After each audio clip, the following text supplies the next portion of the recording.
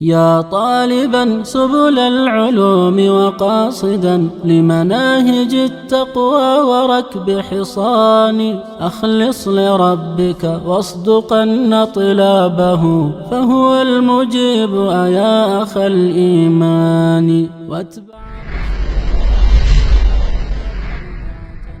مآل ذي بدع إلى خسران وتزودن نوافلا السلام علیکم ورحمۃ اللہ وبرکاتہ۔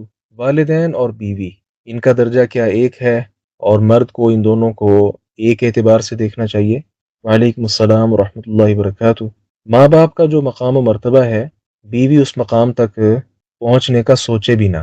اتنا زیادہ مقام مرتبہ اللہ رب العزت نے ماں باپ کو دیا ہے، کیونکہ دنیا میں آنے کا سبب انسان کے لیے اس کے والدین ہوا کرتے ہیں، اور جو تکالیف، آزمائشیں، پریشانیاں انہوں نے اولاد کی خاطر جھیلی ہوتی ہیں، وہ کوئی خاتون اس کا تصور بھی نہیں کر سکتی۔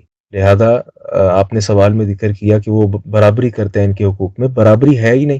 برابری وہاں کرے جہاں دو بیوی ہیں اس کی، ان کے درمیان برابری کرے، سمجھ آتی ہے۔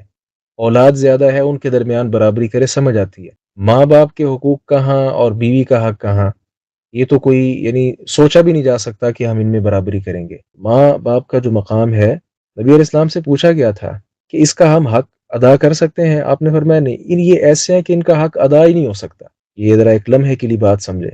ساری زندگی بھی آپ ان کے ساتھ احسان کرتے رہیں کرتے رہیں کرتے رہیں، حتیٰ کہ اپنی ساری کمائی ان کو دے دیں، ساری جمع پونجی ان پر لگا دیں، سارا کچھ بھی کر دیں، ماں باپ کا حق پھر ادا نہیں ہوتا۔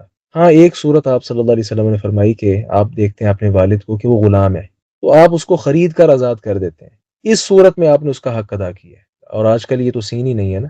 تو یوں سمجھے کہ ماں باپ کا جو حق ہے وہ کسی صورت ادا کیا ہی نہیں جا سکتا، اتنا زیادہ ان کا ہمارے اوپر حق ہے۔ میری گزارش یہ ہے کہ اگر دونوں رشتے ہیں، آپ کے ماں باپ کی نعمت بھی ہے اور اللہ نے بیوی بھی دی ہے، تو بیوی کو اپنی جگہ پہ اس کے ساتھ اچھے انداز سے رہیں، کیونکہ اللہ سبحانہ و تعالیٰ نے قرآن پاک میں فرمایا ہے وعاشروہن بالمعروف، بیویوں کے ساتھ اچھے انداز کے ساتھ رہو، معاشرت اچھی ہونی چاہیے۔